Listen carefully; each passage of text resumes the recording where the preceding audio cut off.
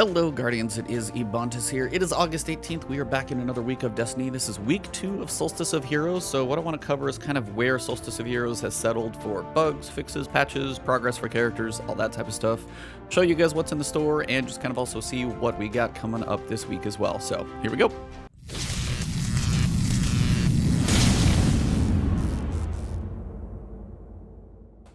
Alright, so the first thing to talk about is actually going to be our characters as we're working through Solstice of Heroes. Got a little clarification as the week has gone on. Some of you guys have seen my guides, actually a lot of you have, so thank you very much for that. I appreciate it big time. If you guys haven't seen the guides, I've got one for the blue to purple armor, and then taking the Majestic, which is the first tier of purple, all the way up to the Magnificent, and then finally explaining how you get the glows, which is the white glow on the Magnificent armor. Just a reminder as well, if you are looking for the colored glows, those are the ornaments that actually make everything glow. Those are in the store. I'll show you guys that once again later.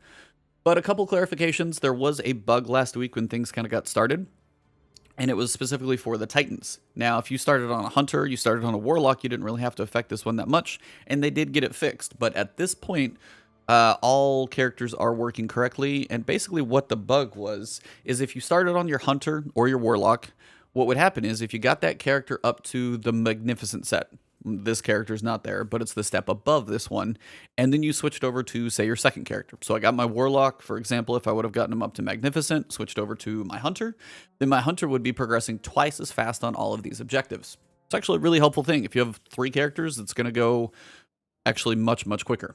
Because when you get your second character all the way up to Magnificent and you go to your third, it's going to go 3 times as quickly. So especially once you get up to the Majestic level and you have a lot of stuff to do, I've only got to get, in the strike playlist, I need, defeat combatants in the strike playlist using a subclass that matches the burn of the day. It says I need 600, but if this is like my third character, it's only going to be 200. If it's my second character, I only need 300. So things will go a lot faster, which is actually incentive for everyone to grind out their characters and actually get them up to the Magnificent set. Now, when you get to the Magnificent set and you've got the objectives of like Pit of Heresy, Nightfalls, things like that, one thing to make note of is when you do any of the objectives on the Magnificent set, they can carry over and count for your other characters.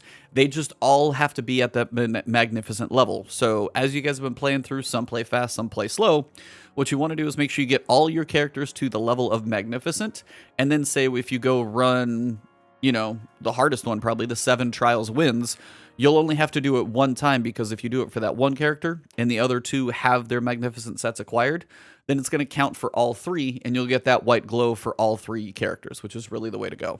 So, big advice, make sure you get all 3 characters to the Magnificent set, and just work through each one at a time. So get one all the way up to Magnificent, second one goes twice as fast, third goes 3 times as fast, the bug from the Titans is fixed, so all is actually good there. Now, another couple things to remind you guys when you're working on the Majestic set. Now, it doesn't matter which one, I wanted to clarify something here as well. When it says defeat combatants in strike playlist, I got a lot of comments about this one. Using a subclass that matches the element of the day. Now, this specifically means the element on your character is probably the best place to check, or it's also the element on the EAZ. But if you go to your character, it's going to say Arc Empowerment, or Void Empowerment, or Solar Empowerment. This is the element that matters. So I need to be running a Arc subclass when I go into the strike playlist, and then when I defeat combatants, they will count. This is not, if I go to the director in Vanguard playlist, it is not this. This says Void Singe. This is just the damage you'll get from all sources. You can still come in here with Void weapons all day long and still get the bonuses from it. I could come in here with Void Bow, Void Sword, and I can get the damage bonus between these two. And even if I kill them, they're going to be dropping Void Orbs, which is still fine. The whole goal would be, though, make sure if it says anything related to this, there's only a couple that do, but it says match the element, basically, of the day. Match it to the one that is on your character right here. That is the key. Do not match the strike playlist burn, anything else, match this one. Now, that one will actually match the one that is in the tower. If you go to the European Aerial Zone, it's also going to say it is an arc day, or if you click on it, it's going to say Searing Arc Light. So those are the 2 places to check, but just make sure your subclass matches that if you're working on that objective. Most things are fairly straightforward. elemental orbs in the European aerial zone. You'll pick those up as you kill stuff. And the big thing about this event is pretty much the whole time you should be using your energy weapon or your heavy weapon. Don't even use your kinetic weapon because you're not making elemental orbs that way. Abilities, energy, and heavy, your kinetic weapon is just kind of a useless slot for this event, which is weird, but try to avoid it if at all possible. Most of this stuff should be fairly straightforward. Again, same thing here. Collect elemental orbs using a matching, Arc, Solar, or Void subclass. That's kind of a weird one, but basically if you're collecting elemental orbs, you need to make sure you match a subclass of the ones that you're picking up, is the way I read this one, just to be sure. If you have any issues on this one, if you're running an Arc subclass, you should be picking up plenty of Arc orbs. Probably not a big deal. But if for some reason it's not tracking, try and see if either you need to match the one of the day for this one to count, or if you need to make sure, and like if you're subclass and you're done with Void kills, switch over to Arc, and then all your Arc kills should be dropping and matching your subclass. So check that one. If you have any issues, try both just to be sure. Gambit matches. Once you do the first character, these will go quicker, which is really nice. Ability kills, combatants with a certain type of weapon. We all have those. Public events, playlist strikes, all this stuff. And here's one as well. Defeat Hive combatants using a subclass that matches the element of the day. So I need to go defeat Hive while using an Arc subclass because that is the subclass of the day. So I wanted to clarify this for everybody. Got a lot of comments about it as well. Patrols on your planet should be fine. The combatants defeated, all that is just in the European aerial zone. They're not just broad, just anything you kill in the European aerial zone. And Arc super final blows on opposing guardians in the Crucible or Gambit. This is not specifically true. All you need is Arc super final blows. And I know this because I went into a lost sector and it still counted. So if you guys are Warlocks, I think the other two are Void Grenade kills on the Hunter, and then Solar melee kills on the Titan. I've covered tips about both of those. But just to clarify, the Warlock super kills, you can do those anywhere. So a lost sector, probably one of the easier ways, especially if you go hit a rally flag, drive in a lost sector, try and run past a bunch of enemies, group them up, pop your super, do it again, knock it out fairly quickly. So that's most of the tips here. Do one character at a time, get it up to Magnificent. The other characters just go twice and 3 times as fast. Get all the characters up to Magnificent before you start working on those objectives, so you don't have to go, get 7 trials wins on 3 different characters. If they're all at Magnificent when you do that, you get progress on all 3, and you'll just check that box 3 at the same time as opposed to doing it one at a time. So make sure when you get to Magnificent, switch to another character if that's your plan at all during this thing. I wanted to clarify a couple things about the store as well for you guys, just so you know what is potentially coming in the store for Bright Dust, which is the stuff that you guys can earn. I have a fair amount, but I still feel like I'm, tentative to spend it, versus what you're actually going to be, paying for with only silver. Now, just so you guys know, when it comes to stuff from the store, the elemental sets, there is no way you're going to get these without buying them, either with silver or with Bright Dust. Either way, if you want the ones that glow the colors that match your subclass, and then it will also glow to match Solstice in the fall, once Beyond Light comes out, you have to buy these packages. Now, it is 1 per class, so you don't have to buy 1 for Arc, 1 for Solar, 1 for Void. They did that last year. That was a bad idea. When you buy this one, whatever subclass you have equipped will change the color of the glow. So that's the nice thing, is it's even going to change in the fall when you equip your Stasis subclass. Excuse me. Now, as for things that they are going to sell for silver versus Bright Dust, that's one good thing to note as well. Right now we're on the 18th, and you guys can actually see that if you come up here, it's showing the Soul Piercer for silver. Now, if you have the Bright Dust and you do want this ship, I can tell you guys on the last week of Solstice of Heroes, on September 1st, they will be selling this ship for Bright Dust.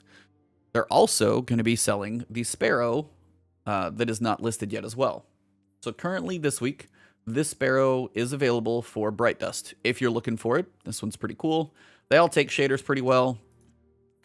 And then when you accelerate, you can see the glows actually get bigger. So it's actually a fairly cool Sparrow. But this Sparrow, which is the one that I like more because it looks pretty sleek. It's got the flat wings, kind of digging it. The Area's Grace, and then also the Soul Piercer, will be sold for Bright Dust in the final week of the event. So both of these two, both the ship and Area's Grace, will be sold in the final week of the event. So if you're looking for these and you're like, are they ever going to come up for Bright Dust? They will. They will be coming in the final week, just to clarify that for you guys. As for the ships, Ghost Shell, stuff like that, if you have questions about those, I can point you guys to the website. I'll put it below in the description. You can see what's going to be for silver only, when things are going to be coming up for Bright Dust. So, for example, this week we have the Backspin Shell, so that's the golf one. And then in the final week, we're going to have the other 2 Ghost Shells, if you're interested in those. Both the Cabana Shell and the... Where is the other one? It's the Cowboy Shell, I just can't see it. This one, the Spelunking Shell.